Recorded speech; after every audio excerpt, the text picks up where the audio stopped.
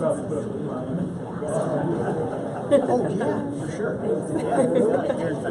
Oh, Yeah.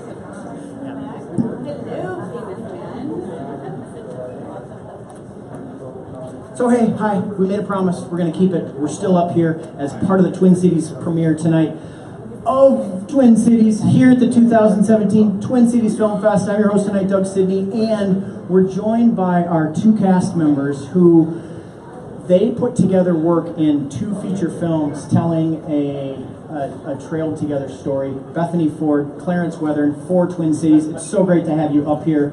You're both natives, am I right? You're not. I'm from New Orleans, but I've been here for like 12 years now. So yes, so 12 years in. Bethany, you're from? I'm from Oregon. But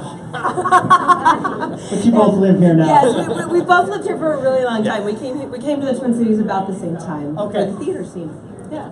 Corrected. Thank you. So, talk to us. Have you two been interviewed before for 2021 or this?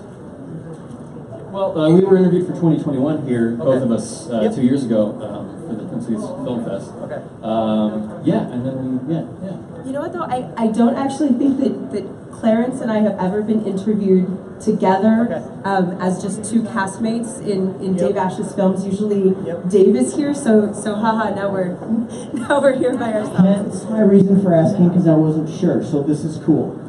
And I think this is the first time we've had two feature sequels together.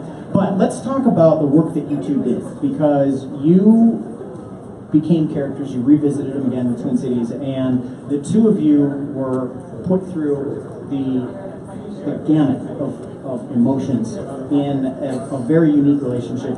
Talk to us about all the layers in tackling a very emotionally wrought, character-driven story for both of you.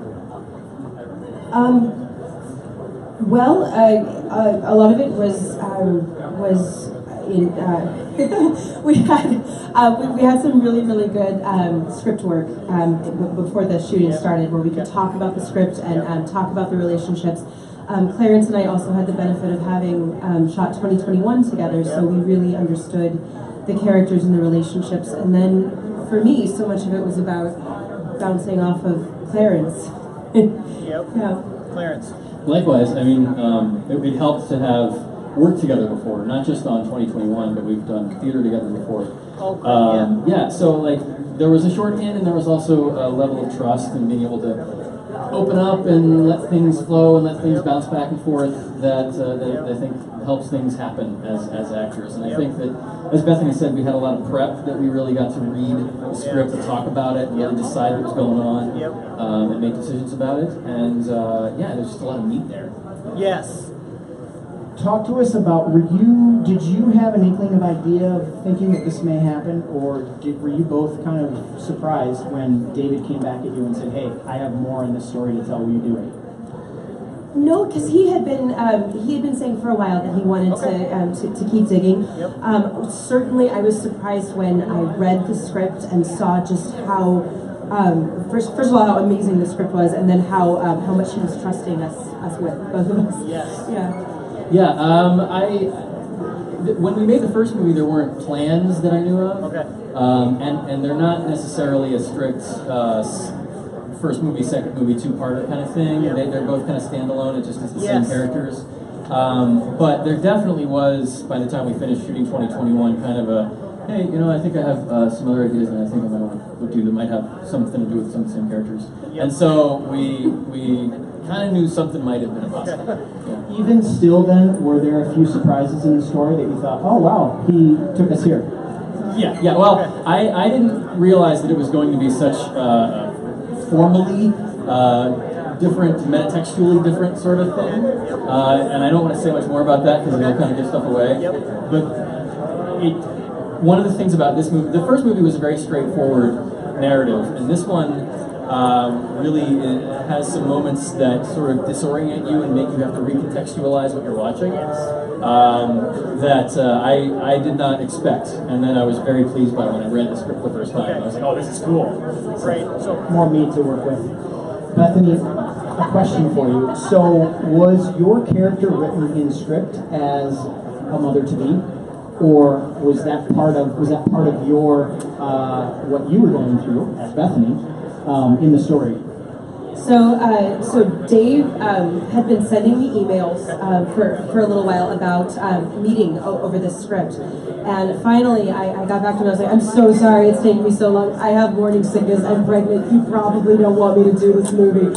And he emailed back and he said, actually, that's not going to be a problem at all because the character is pregnant, and that's actually a really important part of what I'm writing. Wow. You opened yourself up then, because was that your first child? Yes. Okay, so that was the first time you've been going through that. That's a huge change for a woman, for a mother to be. What was it like to be opening yourself up like that, both as as a character as well? That's one big same thing. Scary. Yeah, it was. I remember there was this one scene that we shot, and it was Dave and Clarence, and I was feeling. I spent a lot of my pregnancy and post-pregnancy feeling a lot of self-consciousness, I guess would be a nice way to put it. And and we were just about getting ready to go in and shoot, and I asked them both, I said, please be kind. I'm so scared to be in front of the camera this way. And both of them were like, why would you be scared? This is nothing to be scared about, nothing to be worried about. And that just made me feel so much better. So that is a huge challenge. So that helped. What other reserves did you call upon to get through something like that? Because it wasn't planned. You're coming on and taking the roles. Thank you. It's okay. It was an accident. Important note, we shot very little of the film during my pregnancy. It was very, very little shot. Most of it was shot when I was postpartum. And I actually nursed my baby girl on set. Dave, extremely kindly, when I had trouble with childcare, he got a nanny on set for us. It was amazing. And so a lot of it was the reserves I was calling on just as an actor to be honest with the work. Yep. So, Clarence, we said it was going to. Did you really change your phone numbers? Changed our phone numbers. David said you changed your phone number so he can. I did, but that wasn't why. I did change my phone number, but it was because I figured I've been in Minnesota long enough I should stop having a Louisiana number. It's not personal. No, I did not have to change my number.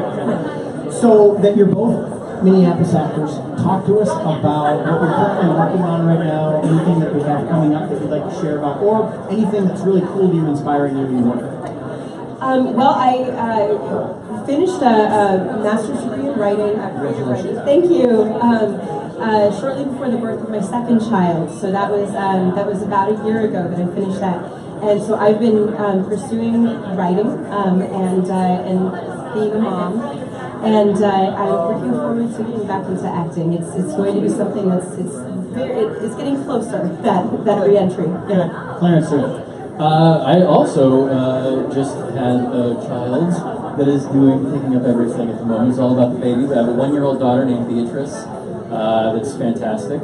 But acting-wise, I have another film that was in the fest, a short called Lady Lillian. Thank you. Yes, that was a comedy that was apparently well received at a screening, so I'm looking forward to that. That is up for some kind of recognition that I'm very excited about. So yeah, I'm really proud of that.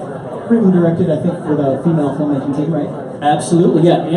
Yes, Amber Johnson was the director, and Laura Buchholz was the writer, and the rest of the cast was Lauren Anderson and Deborah Bergman, who were both hysterical comedic actors, and I almost said a curse word. They're fantastically hysterical, and yeah, it was such a joy to work on that with them. So you turned in tremendous work, both of you, on this film. I asked David the same question. I want to pose the same to the two of you. What would you like audiences as a takeaway from the story that you helped tell? In this one, I would say hashtag end the stigma. It's I want people to feel connected, and I want them to feel less alone in mental illness. I want them to want to be my friend and maybe think I'm attractive. But actually, no, I think that a lot of it is empathy. I mean, I think one of the things that this movie does so well is really realistically lay bare what it's like to cope with trauma and recover from trauma and mental illness and how that is intertwined in all your relationships.